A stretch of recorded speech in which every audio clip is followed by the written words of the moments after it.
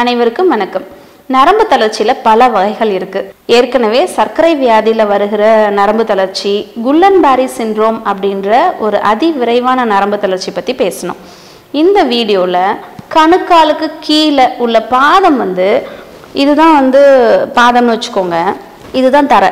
நம்ம நடக்கும்போது இப்படி இது குதிக்கால், இது நுனிக்கால். என்ன ஆகும்? இந்த மூமெண்ட் வந்துக்கிட்டே இருக்கும். இந்த மூமெண்ட்டில் அந்த கணுக்காலுக்கு கீழே உள்ள பாதத்தை நம்மளால் இப்படி தூக்க முடியாது. ஸோ இதை தான் ஃபுட் ட்ராப் அப்படின்னு சொல்கிறோம். அதாவது கணுக்கால் கீழே உள்ள கால் தொங்கி போயிடுறது. இதை தான் இன்னைக்கு வீடியோவில் பார்க்க போகிறோம். இப்போது ஃபுட் ட்ராப் இது எதனால் வருது அப்படின்னு பார்த்தீங்கன்னா, அந்த இடத்துக்கு உள்ள நரம்பு, அதாவது காமன் பெரோனியல் நர்வ் அப்படின்னு சொல்லுவோம். அந்த நரம்பு பர்டிகுலராக ஒரு இடத்துல பாதிச்சிருச்சு அப்படின்னா இந்த ஃபுட் ட்ராப் வரும். மூளையில் அந்த பகுதிக்கு வர்ற ஒரு ஏரியா இருக்கும் பார்த்தீங்களா, அந்த ஏரியாவில் ஏதோ அடைப்போ கசிவோ இல்லை கட்டியோ அந்த இடத்துல வந்துருச்சுன்னா அந்த கால் தொங்கி போகலாம்.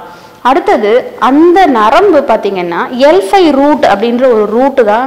இப்போ பார்த்தீங்கன்னா நரம்பு அழுந்துது, ஜவ்வு தேஞ்சு நரம்பு அழுந்துது அப்படின்லாம் கேள்விப்பட்டிருப்பீங்க. ஒரு ஆக்சிடென்ட்டு, இப்போ நிறைய பேர் வண்டியில் 2 வீலரில் போகிறீங்க, அப்போ டிஸ்க் ப்ராப்ளம் வர்றதுக்கு வாய்ப்பு இருக்குது. அது பர்டிகுலராக L5 அப்படின்ற ஒரு ரூட்டை போட்டு அழுத்திருச்சு அப்படின்னாலும் இந்த ஃபுட் ட்ராப் வர்றதுக்கு வாய்ப்பு இருக்குது. அடுத்தது அந்த ஏரியா, இந்த மூமெண்ட்டுக்குன்னு சில தசைகள் இருக்கும் பார்த்தீங்களா, அந்த தசைகள் செயலிழந்து போனாலும் இந்த ப்ராப்ளம் வரலாம். இதுதான் காரணம். இது எதனால் வருது அப்படின்னு பார்த்தீங்கன்னா, நிறைய காமனாக பார்க்குற பிரச்சனைகள் என்னென்னா, இந்த கால் பாதம் இருக்குது பார்த்தீங்களா, அங்கே போகிற நரம்பு மேலேருந்து சயாட்டிக் நர்வ், அப்புறம் அந்த முட்டிக்கு பின்னாடி உள்ள இடத்துல போய் 2ஆக பிரிஞ்சு 2 நரம்புகளாக பிரிஞ்சு அது நம்ம முட்டிக்கு கீழே வெளிப்பக்கமாக சுற்றிக்கிட்டு வரும். ஃபிபுலர் நெக்கு வழியாக வரும். அந்த இடத்துல அழுத்தம் இருக்குது. இப்போ ஏதோ ஒரு ஆக்சிடென்டல் இன்ஜுரி ஆகுது, அந்த நரம்பு பாதிச்சிருச்சு, அதுக்கப்புறம் அதுக்கு கீழே சதைகளுக்கு நடுவில் போகும். அங்கே ஏதாவது ஒரு வெட்டுக்காயம் வருது, ரொம்ப டீப்பாக ஒரு காயம் ஆயிடுச்சு அப்படின்னாலும் அந்த நர்வ் டேமேஜ் ஆகிடும். இந்த மாதிரி சுச்சுவேஷனில் வருது.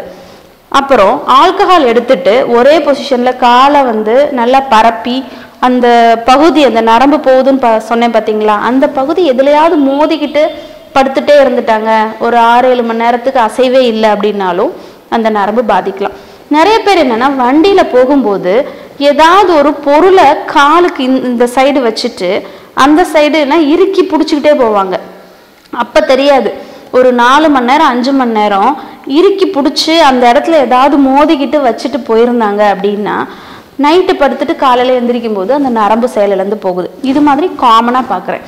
எந்த விதமான காரணங்களுமே இல்லாமல் சர்க்கரை வியாதி நோயாளிகளுக்கு இந்த ஃபுட் ட்ராப் வருது. ஸோ இதுதாங்க காரணம். ஸோ இதுக்கு என்ன மாதிரி பேஷண்ட்ஸ் கம்ப்ளைண்ட் சொல்லுவாங்க அப்படின்னா, கால் பாதத்தை கிரவுண்ட்லேருந்து கிளியர் பண்ணி, அதாவது தரையிலேருந்து கிளியர் பண்ணி வேகமாக நடக்க முடியாது.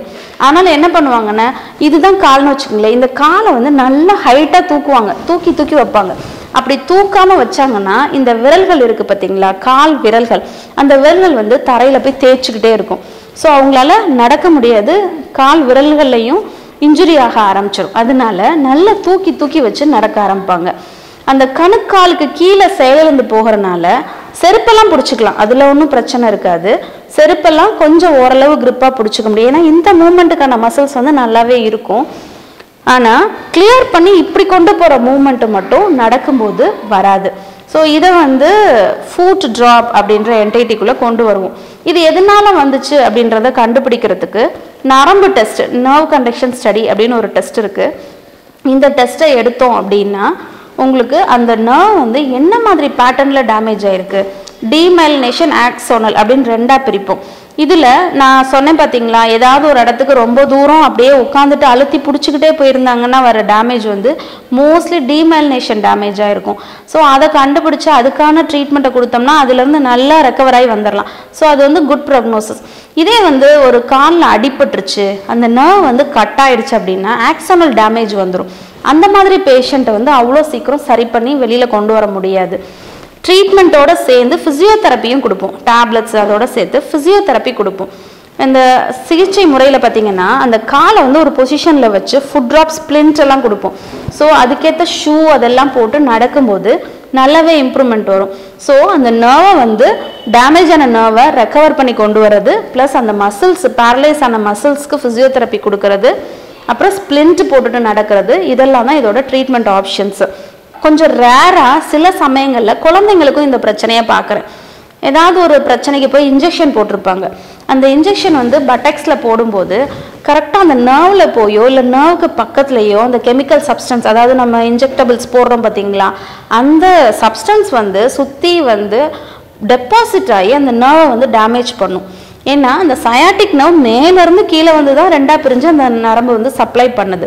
ஸோ அந்த இடத்துல வந்து இன்ஜெக்ஷன் போடுறதுனால இன்ஜெக்ஷன் நியூரைட்டிஸ்னு சொல்லுவோம். அதுலேயும் இந்த ஃபுட் ட்ராப் வரும்.